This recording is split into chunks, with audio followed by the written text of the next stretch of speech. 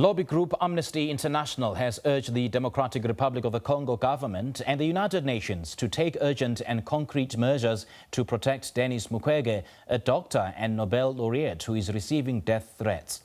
Dr. Mukwege recently publicly demanded accountability and justice for serious crimes perpetrated in the country. In July, he spoke out against a new wave of killings perpetrated in the eastern DRC, where crimes under international law and other serious human rights violations and abuses have been committed for decades. He has relentlessly called for the establishment of an international criminal tribunal. He has since been receiving death threats in a targeted campaign of intimidation through social media, phone calls and direct messages.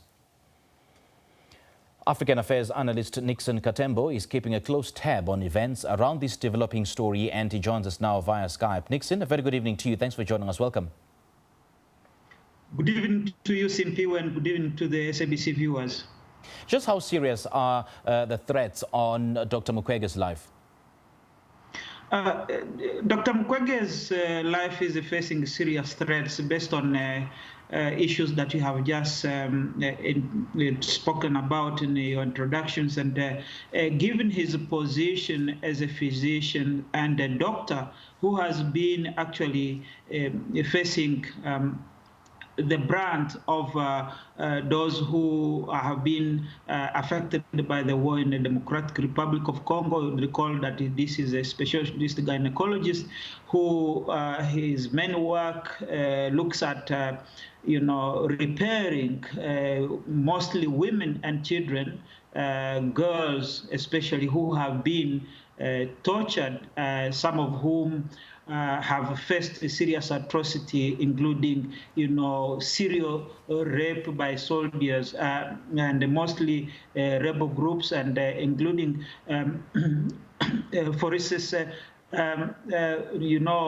forcing things like a wood stick in the private parts of young girls and women in the Democratic Republic of Congo. And most of all, it started with the 1996-97 war of invasion from the Rwandan forces after the takeover of our Rwandese Patriotic Front, led by Paul Kagame in Kigali, and the subsequent war that started in the DRC in 1996. So, coming to Mukwege's specific aspect is that Mukwege has been advocating for those crime committed during these successive wars that I have just alluded to in the beginning, being 1996, should be held accountable.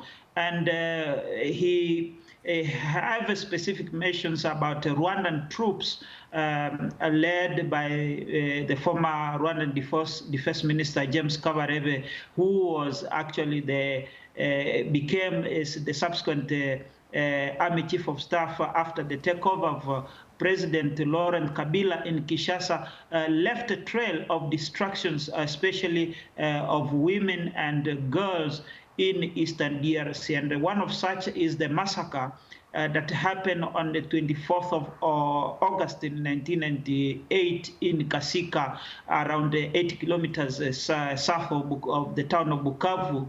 And that massacre actually led to the death of over 250 people, of which mainly were girls, and they were assassinated. Actually, they were killed by Rwandan troops who were apparently, according to reports that we got, revenging some Tutsi soldiers who had been killed by militia earlier in the week. So, given the fact that James Kabarebe was the leader of the army at the time and leading these Tutsi forces into the Democratic Republic of Congo, he recently mentioned specifically Dr. Mukwege as, and I mentioned here that I quote his own statement, paraphrased, which he did in Kinyarwanda, that there are some organizations that lost the war and that use a Congolese Mushi doctor named Dr. Mukwege, and a bunch of organizations who had interest in keeping refugee in the Congo who had run a propaganda talking about 6 million Congolese lives killed, but they have no evidence. You can't kill 6 million people and do not have to not even be able to show a body. There is this report called the mapping report that they use as base for propaganda. Now, those are the words of James Kabarebe, the former army chief of the DRC and the former defense minister in Rwanda, targeting specifically Dr. Mukwege as being used by organization to actually call for accountability for the killing of Congolese civilians. And you would recall that the UN mapping report mentioned specifically Rwandan involvement in the DRC and specifically Rwandan forces in the DRC having committed massive atrocity in that region alongside the rebels that they supported. And just to mention, you would recall that there have been different rebellions that were led by Rwandan forces in the DRC having committed massive atrocities, and those span from different rebellions, including the FDL that was led by Laurent Kabila, the subsequent RCD, and then the CNDP by Laurent Nkunda, the likes of Gilles Mutebutsi having killed many civilians in the Kivu, South Kivu region, especially the town of Bukavu, and eventually the M23 rebellions that have happened. So for Dr. Mukwege specifically, having called for accountability for this chain of atrocities that have happened, have to bear the brunt of those in power in Kigali and in Kinshasa, specifically those who were integrated in the national army, sending messages to him and threatening his life that he has to keep quiet. And you would recall that just a couple of years ago, the MONUSCO forces, United Nations forces in the DRC, have to assign a specific group of military men to protect his life, because it's not the first time that Dr. Mukwege's life is becoming under threat from armed group and those that have held power in DRC as well as in Rwanda. And we know that he's recognized for his efforts to help and protect war rape victims and for calling an end to sexual violence as a weapon of war. But then have we established at this point who is behind these threats and why? Well, one of the people that I have mentioned specifically is James Kabarebe. And James Kabarebe, at the moment, he is a special advisor to President Paul Kagame on military and security affairs. And he was the former defense minister of Rwanda. And you would recall that upon Kabila Laurent taking over, Kabila's senior, he became the chief of defense of the DRC. He is the only one in the world, the history of the world, to have become a defense minister for two countries. And having him mention Dr. Mukwege as being used by organization only for voicing out that there should be an international tribunal for the crime committed in the Congo, I think that is clear that he is involved in the threat against Dr. Mukwege. And the second person that I would mention specifically is the likes of Vincent Karega, who was the former Rwandan ambassador to South Africa, who was recently, just about last year, I think earlier this year, transferred to Kinshasa, having tweeted and denying these atrocities and massacres of civilian Eastern DRC, of which the UN, various reporters and the different organizations, including human rights, have recognized that indeed Congolese civilians have lost their lives during these massive atrocities. But you have a concerted effort on the Rwandan authorities, including some of the henchmen in the Congolese government.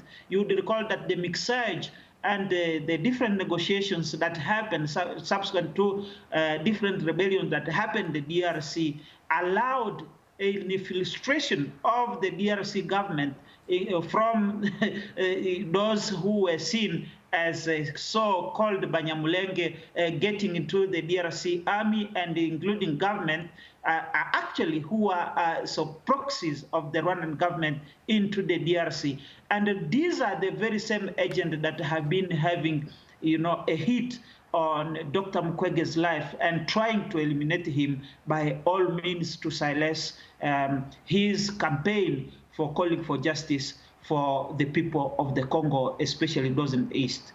Sure, and we've also heard the DRC President, Mr. Felix Tshisekedi, vowing that the security departments will ensure and take all measures possible to ensure Dr. Mukwege's safety. And we've also heard the UN's peacekeeping mission in the Eastern DRC, MONUSCO, also vowing to support Dr. Mukwege. So one then wonders, what kind of support would this be? Would it be in the form of personal security or perhaps relocation? One could be relocation. I would recall that in 2012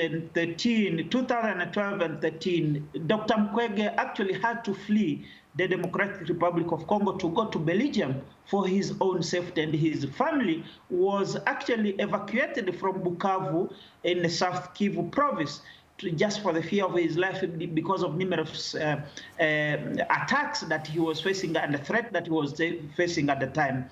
And having that spirit of,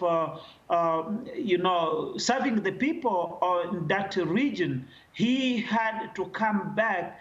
And he said that I'm going to die with my people. I'm going to die seeking for justice for my people. I cannot let them down. That's why he came back into the DRC. And since then, he has been having a personal security from the MONUSCO forces. But the current attacks emanate really from his call for justice, that since 1996, when the AFDL war started in east of the DRC, that took Kabila to power, actually which was led by Rwandan forces, including Ugandan forces, left a trail of destruction. And it's this destruction that actually Dr. Mukwege is asking the international justice system to actually come forward and establish an international tribunal for the Congo to try atrocity and those perpetrators who have actually perpetrated violence throughout the cycle of violence from 1996 up to now. All right, Nixon, thank you so much for your analysis. We appreciate your time. Thank you for having me. Well, that is African Affairs analyst Nixon Katembo, just keeping a close tab on events around this developing story with regards to the threats on the life of Dr. Mukwege.